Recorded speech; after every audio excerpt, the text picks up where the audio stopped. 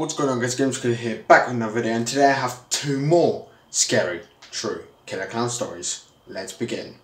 Last year during the whole killer clown craze, a few clowns on Twitter threatened to come to our school at 11 AM and kill us. The school picked up on this and sent out emails to parents and planned a lockdown at 10:30. Sitting in history class, I heard a familiar sound of the lockdown alarm. The teacher rushed into the windows and door, locking and closing them. To be honest, I wasn't that worried. I thought that it was just another blank threat online and nothing would happen, and my day would go back to normal, but there is still an excitement to a lockdown. After 40 minutes of silence, sitting on the cold floor in the corner of the room, the emergency green flashing light turned off and the air conditioning slowly fell silent, and the hallway lights switched off. The school had cut the power. Why though? At this point, me and my classmates were staring at each other.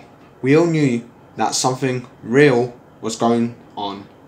After 10 minutes or so, we could all hear a faint banging noise from down the corridor, shortly followed by heavy and fast footsteps. Someone was running down the hallway. They started banging on lockers and screaming, "I'll kill you all, just die." At this point, a few girls started quietly crying. Then the most terrifying thing ever happened. One of the men dressed as a clown ran up to my class, door banging and screaming. Multiple people were crying now. One of my friends whispered to me, "We're all going to die." I started crying too. The man swiftly moved away from my door and his screams slowly faded down the corridor. After another 2 hours, the principal came on the loudspeaker, surprisingly explaining everything. He said that just after 11, two men walked into the school, one holding a kitchen knife and a camera.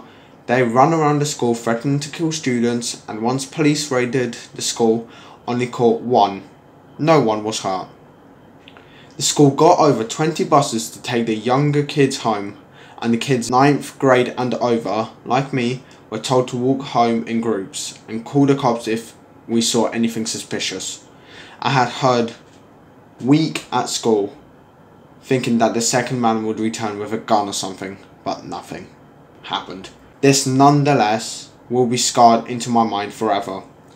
The second one was, as far as I know, has not yet been caught, but at this point I feel like they are not looking for him, as it's been over a year.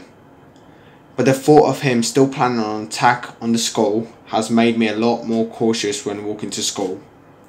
Since then, the school has hired a few on-campus police officers and have installed some auto-locking features on doors and windows when the lockdown alarm goes off. This made me feel a little bit better in school, but this just isn't something that you can forget about. It stays around forever. I never liked clowns. Actually, I'm terrified of them.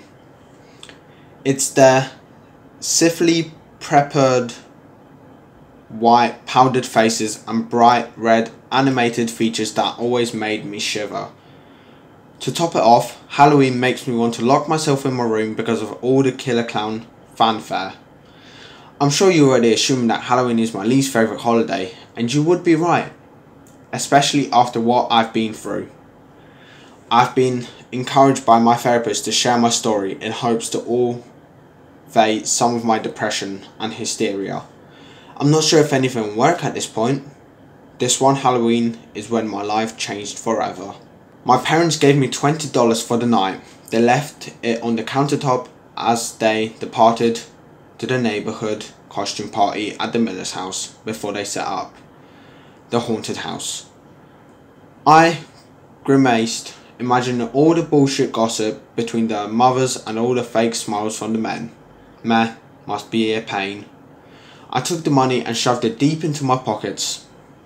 At this point, I'm really dependent on what strain of weed I'll spend it on. It's pretty ironic that the rents would dress up as hippies tonight. I hop on the bike and head over to Blake's house to meet up with the boys. See, there are 4 of us: Blake, Chris, Aaron and myself. Been best friends since we moved to this neighbourhood a couple of months ago. Even though it's my senior year and I'm new, they've accepted me into their group with open arms. We worked our way over to the haunted house later that night, which was a good 15-minute walk from Blake's house. The Millers lived on the edge of the woods and had an old yet elaborate outhouse that they would decorate and go all out on each year. For I haven't been yet, my friends tell me it is quite the fright each year. It's a new theme, so who knows what it will be like. As we arrive, I noticed how looming the property is. The front yard looks something out of The Conjuring. A large, dying willow tree that occupied the very front of the property, and an intimidating exterior that resembled an old Victorian mansion. Though as I entered, I was baffled. The interior was luxurious, my parents were laughing along with all the party guests, and everybody was drunk as hell. Hell, I don't blame them. The inside of the house looked like a gaspy party. I would rage my tits off too. Speaking of, the Millers make a fantastic alcoholic punch. I couldn't even taste the liquor and I'm already buzzing. The time has come. My best friends are telling me this year should be the best yet. With the amount of income the Millers have, I wasn't expecting such an elaborate and realistic horror house. As we entered into the depths, I intentionally feel confident due to the punch drinks, but my intuition tells me otherwise. I shit my pants. Figuratively early on. The theme is fucking clowns. Fuck! My worst nightmare is now becoming real. The house was so horrifying. Bathtubs, blood ridden with all the corpses of half-eaten dead babies, and a torture room filled with clown memorabilia with traces of entrails on the floor. Man, this was something out of a John Wayne Gacy fantasy. It was horrifying, and the fact that everything looked so real made me queasy. Or maybe it was from the cup of punch I drank. I don't recall that part. The last thing I do recall was the most disturbing as I fled out of the wretched place. Even on a pitch black night like it was, I noticed a silhouette from the second story window. It was Mr. Miller, but yet it wasn't. There was blood on his mouth that mistily discontinued. The white face paint on his face and his eyes was something that I have seen before from the exorcist Pure Evil. That last thing I remember asking myself was where my friends were, but my drunkenness has now overtaken my body and I fell to the ground. I woke up in a bathtub. I was in the bloody bathtub from the haunted house. Yep, I was in the middle of the acres of barren forest behind the luxurious house. I woke up and my head was hurting so badly. My throat and stomach were burning with a fury. I didn't know what to do. I wandered into the darkness. Using my knowledge from watching scary movies, I kept quiet. I look for signs. I see some lights in the distance ahead. I don't travel directly due to my constant fear of something bad might be happening. So I worked my way around the trees to flank the right side of the lights. As I approached, my intuition was correct. The clowns were surrounding all the people from the party. There had to be about 12 of them. They had their mouths gauged and their arms and legs tied behind their backs. Only as I got closer could I hear the gut-wrenching cries of terror and desperation. I saw Mr. Miller in front of the circle, stabbing the corpse of my best friend Blake over and over. He was already dead, but the clown kept on stabbing and stabbing. My friend, in over a few minutes, was unrecognizable. The sound of pounding each hammering slice through his bloody body made me more and more tears fall out of my eyes. I see my parents lying there begging for mercy. It wasn't the most fear I've ever felt. I felt helpless, and in reality I was.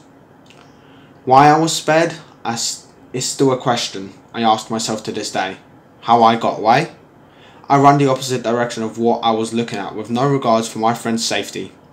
I wandered for days before a countryside fellow found me and took me to the hospital, the closest town near us. I barely survived. I was starving, severely dehydrated, and so incoherently terrified that nobody could make sense of what I was saying.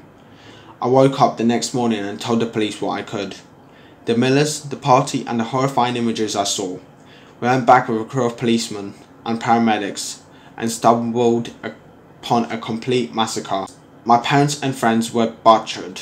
Every main organ was absent from their cold, lifeless bodies. Their faces were deformed. Each body was stabbed 300 times, and all their entrails were decorated around the surrounding area like tinsel from a Christmas tree. I never was able to fully recover from this experience. But telling my story has made me realise 2 things. 1, I won't ever look at a clown again. And 2, I think it may have been better for me to die with them, because not knowing why this happened is torturing me. Whew, those stories, especially the second one, that was unexpected. Well, let me know what you think in the comments. That's been me, Games Video, over and out.